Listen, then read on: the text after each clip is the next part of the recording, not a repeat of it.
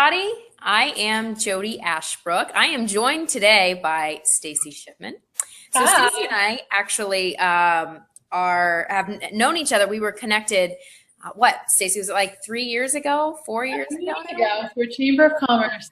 Yes, yes. So, fellow entrepreneurs, owner of Open Doors Yoga Studios in Hingham, Massachusetts, and president of Dr. Jodi Inc. Stacy and I actually collaborate quite a bit, and because Stacy is a fellow entrepreneur herself. Mm-hmm.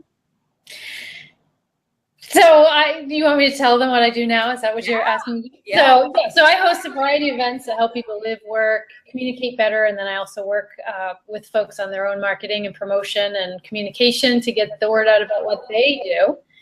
And Jodi and I have collaborated on some of the events that I host. She's been a presenter, which is awesome, and we've just become good friends and colleagues and idea sharers.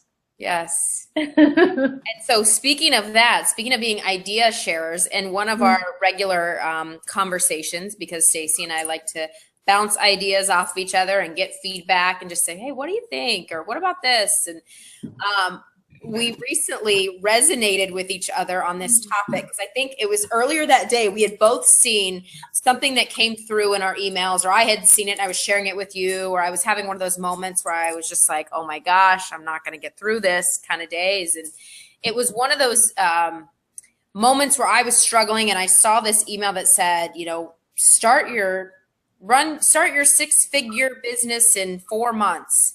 And then Stacy jumped right in. She's like, yeah, like, really? Is that real? How does that even happen? And so we got on this whole conversation, and we got really passionate about it. And we said, you know what, being entrepreneurs, we really need to talk and just share that, gosh, I mean, the stuff that you don't see, the stuff that you don't hear, it's not all rainbows and butterflies. And I think Stacy recently had a conversation that she's going to share with you that really kind of sparked this and drove this point home. And I loved your answer to the question that you got, Stacy, because I think it's so true. Yeah, so recently a friend asked me if starting a business was hard.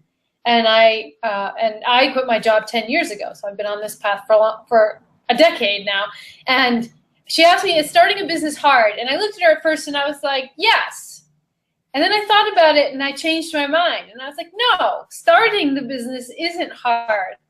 Running it, marketing it, making sure it makes money, keeping it going, figuring out all the ins and outs that you need to figure out, and make the relationships that you need to get the business off the ground and sustainable, that's the hard part.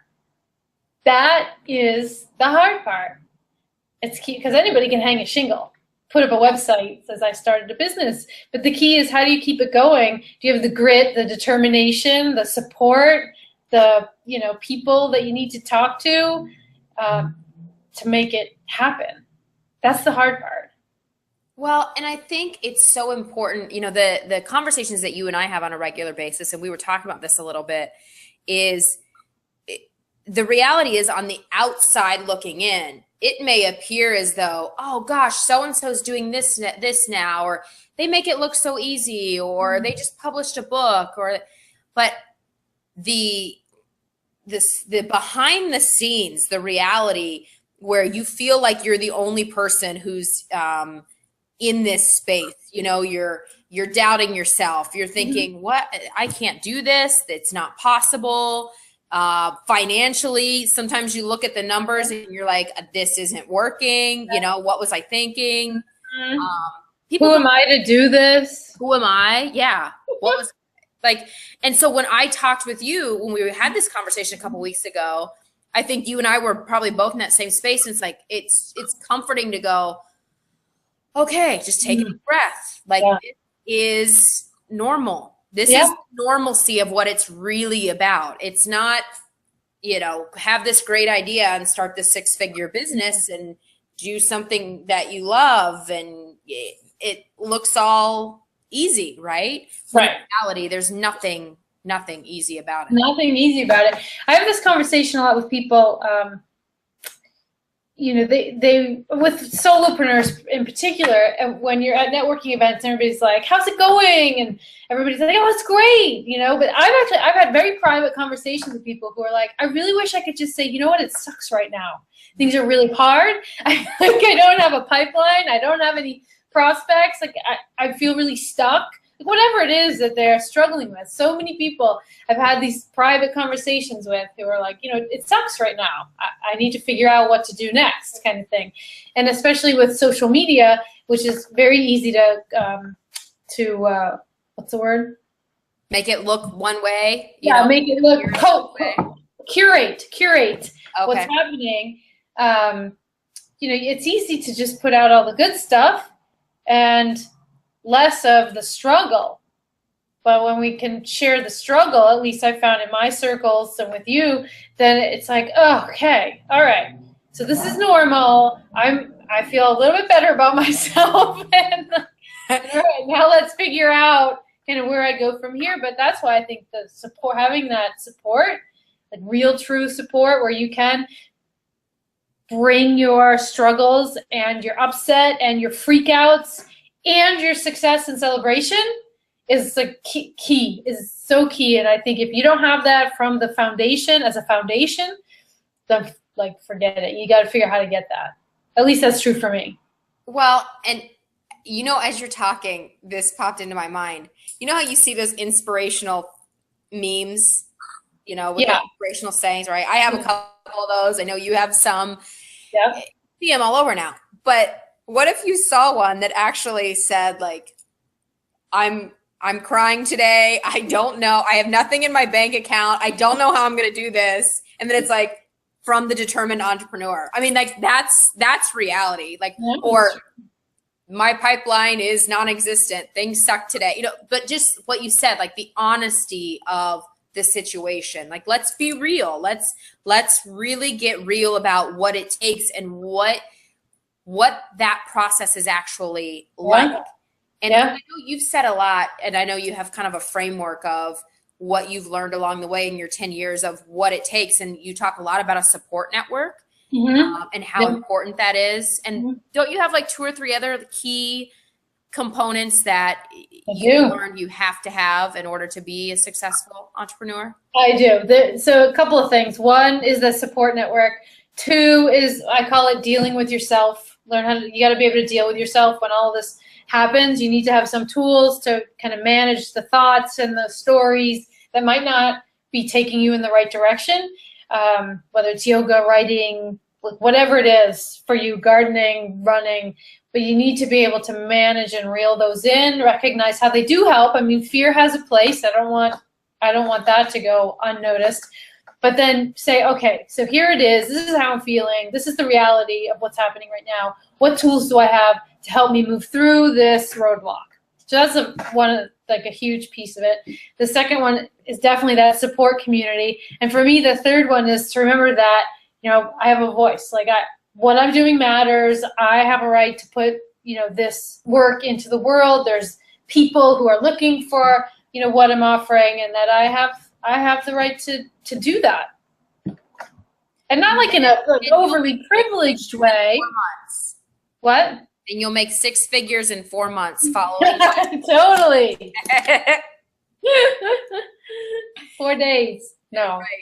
Right. I mean, you brought up one thing earlier too that I think is true to an extent. People talk like you have to be passionate about what you're doing. Your work has to be your passion. And there's no doubt about that, because you're working around the clock sometimes. There are times when you go and you don't sleep, or you're working on things, and you really have to be connected to what you're doing. So there is truth that follow your passion, follow your heart. But if it were really that easy,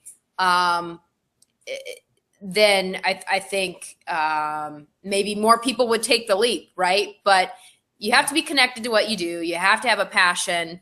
Definitely. And then be willing to put in all of the work behind it to actually bring that passion to life and figure it out. Because I think the other piece, and you and I know this well, I know we've had many conversations of like, well, here's where I think I'm going this month, like this is the direction I think I'm headed. And then we talk to each other the next month and we're like, well, we tried that. This didn't really work. So I'm steering it. I'm going in a different direction. Like you have to be willing to, you don't always have the clear path. And I think a lot of times people want a clear path. I went to a workshop several years ago. It was called Action Trumps Everything, and they don't do the workshop anymore, which is too bad. But it was for intra and entrepreneurs, so whether you worked for an organization or had your own business. And one of the things that I still remember, I think it's almost like 10 years ago that I went to this, but they said, put your passion aside for now and think about what you desire from your work. And like that shift in question, and I've had people argue with me like they're the same. And I'll tell you why they're not the same. Because what happened for me, because at the time I was very much into health and fitness and wellness and stuff. I started my entrepreneurial journey as a yoga teacher, fitness trainer, and all that. And I very quickly realized I didn't really like doing that. I still had a passion for what those tools could do for people, but I didn't want to be the trainer. And I went into this program and I'm like, well, if this is my passion, but this isn't the work I want to do, then what does that mean? So for them to say, put your passion aside and think about what it is you desire, it was a huge shift because all of a sudden I looked at it and I was like, what I want is for people to have access to these tools and information. Yeah. And knowing that, I was like, oh my God, I don't have to teach it. I just need to connect them to it. Yep. It shifted. That's a great question. It does. The whole way I did my business. It shifted everything. Mindset shift. Yeah. It was huge. It was such a huge. And so it was just like, put that aside for now and then figure out what it is you actually want. Like, why are you even doing? It's kind of like the why. It's like, why are you even doing this at all? Yep.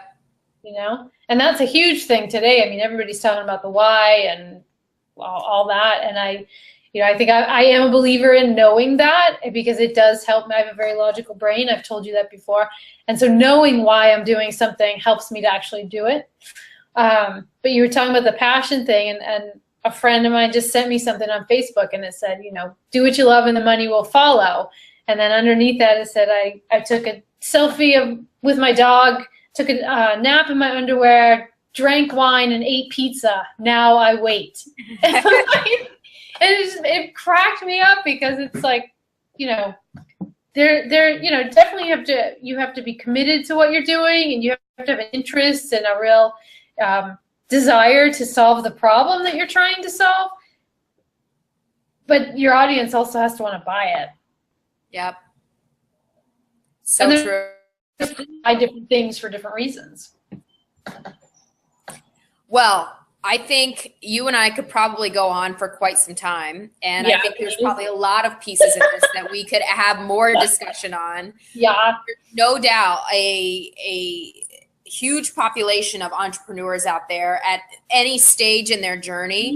Mm-hmm. And the reality is I think what you and I've learned and we've come to value and what's really helped us is building that network and having that group of similar like-minded people and thinkers, because the reality is when it comes down to it, you can feel like you're on an island by yourself a lot of times.